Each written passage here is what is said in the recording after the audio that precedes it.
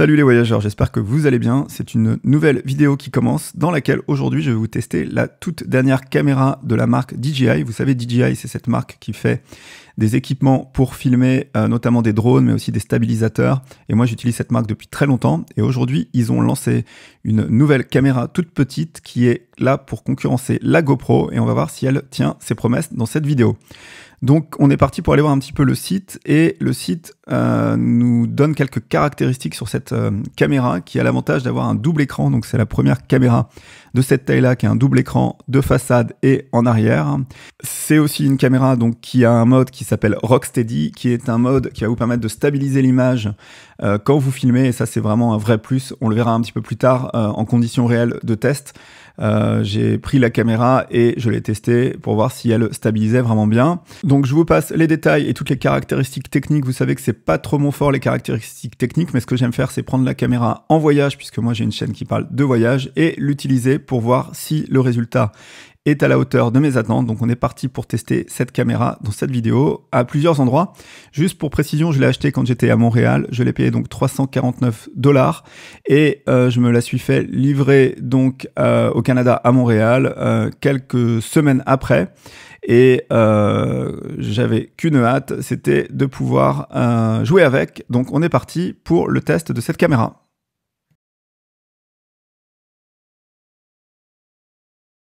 Allez, comme d'habitude, on est parti pour faire le unboxing du produit. Donc la boîte est pas très grande. On l'ouvre à l'intérieur. On a donc la caméra ici. Donc on voit que la taille de la caméra n'est pas très grande. Elle est protégée par des films plastiques. Ça, c'est du classique. Ensuite, donc vous voyez l'écran en avant qui est assez grand, qui va permettre de vous enregistrer en mode selfie, et à l'arrière on a un écran qui est un peu plus grand que l'écran de la dernière GoPro que j'ai eu et qui est assez confortable a priori parce qu'elle va permettre de voir un petit peu plus d'informations que sur la GoPro. On a dans la boîte le kit avec tous les câbles et les accessoires, donc je vais vous les passer en revue assez rapidement. Je pense que c'est pas le plus intéressant, mais pour que vous voyez déjà une vision globale de ce que vous avez à l'intérieur, vous avez le câble de rechargement qui est au format USB-C. Vous avez deux supports, un support pour un casque qui est légèrement arrondi et l'autre support qui est un support plat, donc ils sont tous les deux autocollants. Et vous avez la batterie qui se trouve en haut à droite dans son petit étui. Voilà. Voilà, la caméra est de bonne fabrication. Comme vous voyez, donc l'écran à l'arrière prend toute la surface. À l'avant, il est assez grand. On prend la batterie donc qui est fournie avec un petit étui en plastique. On va l'insérer à l'intérieur et on va initialiser la caméra. Il y a toute une petite procédure d'initialisation, vous allez voir, c'est pas très compliqué, mais vous êtes obligé de le faire la première fois. Donc la caméra se met en route une fois que la batterie est insérée. La batterie est insérée et verrouillée et on est parti pour démarrer la caméra. Voilà, la première chose que vous allez devoir faire, c'est choisir la langue. Donc moi, je l'ai mise en français. Et une fois que vous l'avez mise en français, il va falloir appareiller avec votre téléphone portable. Donc ça, c'est assez simple. On va avoir le droit à une mise à jour. Et ensuite, une fois la mise à jour effectuée, on va pouvoir démarrer la caméra. Donc c'est parti. La caméra vient d'être démarrée. Donc au niveau des menus, on glisse du haut vers le bas et on a accès à tous les menus. Donc je ne vais pas vous faire la totalité des menus.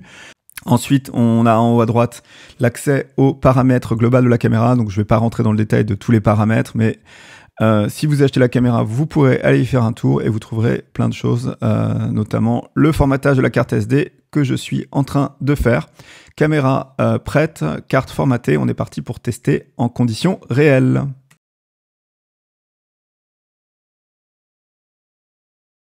Voilà, mon premier test, c'est en conditions réelles. Comme je suis à Montréal, j'ai décidé d'aller rue Sainte-Catherine, de prendre la caméra avec moi et de marcher pour voir si ça stabilisait bien. Et le résultat est vraiment bon. Je suis très très satisfait de ce que ça donne. Là, j'ai fait un plan travelling, donc pour voir si ça stabilisait aussi. Ça stabilise. Donc c'était mon premier test en extérieur pour voir si la qualité de l'image et la stabilisation fonctionnaient.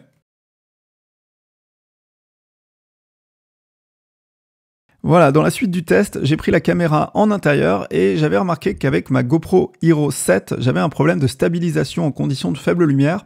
Donc j'ai pris la Osmo Action avec moi et je l'ai testé en conditions intérieures. Donc là, en ce moment, je participe au tournage d'un film, donc c'est un petit peu les coulisses du film que vous voyez aussi ici. Mais ce que je voulais vous montrer, c'était que le résultat de la stabilisation en intérieur et la qualité globale était vraiment très correct. Là, vous voyez Gunner qui va faire un autre test dans la suite de la vidéo.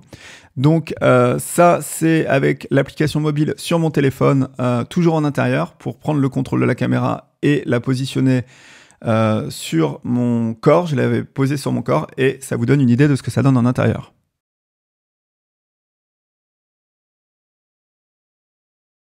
Pour mon troisième test, donc, c'est Gunner qui a pris son vélo à Montréal. Gunner, c'est quelqu'un qui fait beaucoup de vélo et il a décidé de tester la caméra en la fixant donc sur le guidon de son vélo pour vérifier si la caméra absorbait tous les chocs. Donc là, on est dans les rues de Montréal sur le plateau et vous voyez, les images sont vraiment très bonnes et surtout ce qui impressionne encore une fois, c'est la stabilisation. C'est quasiment impossible de voir que la caméra elle est placée directement sur le vélo. On a l'impression qu'elle est placée sur un stabilisateur, ces fameux gimbal 3 axes, mais pas du tout, c'est pas du tout truqué et le résultat est vraiment impressionnant.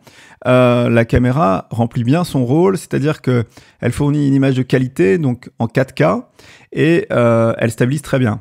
Petite mention à Gunner qui est très très efficace à vélo parce que regardez, il double tout le monde. Donc un grand bravo à Gunner pour ses performances et son investissement dans le test. Grand merci à toi Gunner.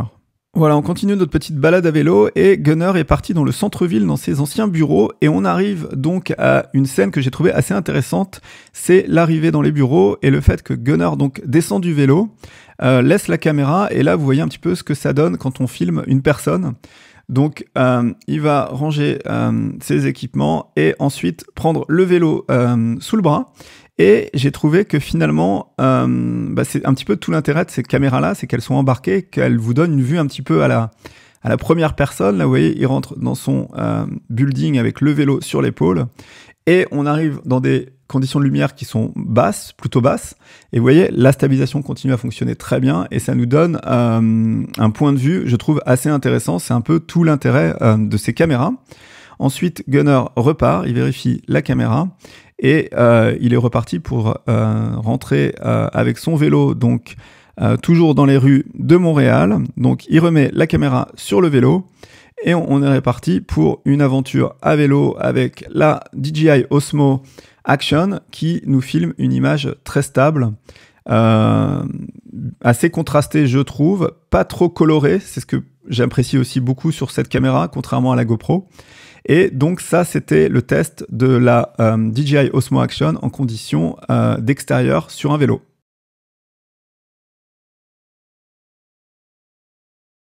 Et on arrive au dernier test, donc ça, j'avais pas prévu de le faire celui-là, mais de retour en Normandie, chez mes parents, mon père m'a proposé d'aller faire une petite virée pour aller voir des voitures qui datent du début du siècle passé jusqu'aux années 80. Et je me suis dit, c'est l'occasion d'amener mon petit DJI Osmo Action pour aller tester un petit peu en conditions réelles toujours. Donc vous voyez des modèles de voitures qui datent de toutes les époques, ça va jusqu'à des modèles qui ont plus de 100 ans. Comme celui-là. Donc ça a été l'occasion de prendre l'Osmo Action avec moi, toujours au bout de mon bras. J'avais pas de stick, j'avais rien. Et donc j'ai fait tous ces plans dans des conditions réelles. Donc ça vous donne une petite idée aussi de ce que vous pouvez faire, vous, si vous achetez cette caméra. D'ailleurs, si cette caméra vous intéresse, je vous mets le lien en description de la vidéo. N'hésitez pas à cliquer sur le lien pour acheter cette toute petite caméra que je trouve extraordinaire. La vidéo s'arrête ici, j'espère qu'elle vous aura plu. Je vais faire un tout dernier test avant de vous dire au revoir, c'est de tester le son de la caméra. Donc il y avait une petite fanfare qui s'est produite pendant le tour de l'heure donc en Normandie. Voilà, la vidéo s'arrête ici, j'espère que la vidéo vous a intéressé. Si vous êtes abonné à la chaîne, merci. Si vous n'êtes pas encore abonné, n'hésitez pas à vous abonner. C'est une chaîne qui parle de voyages, de tests et de plein d'autres choses. Et moi je vous dis à très vite pour de nouvelles aventures sur la chaîne de Benji Around the World.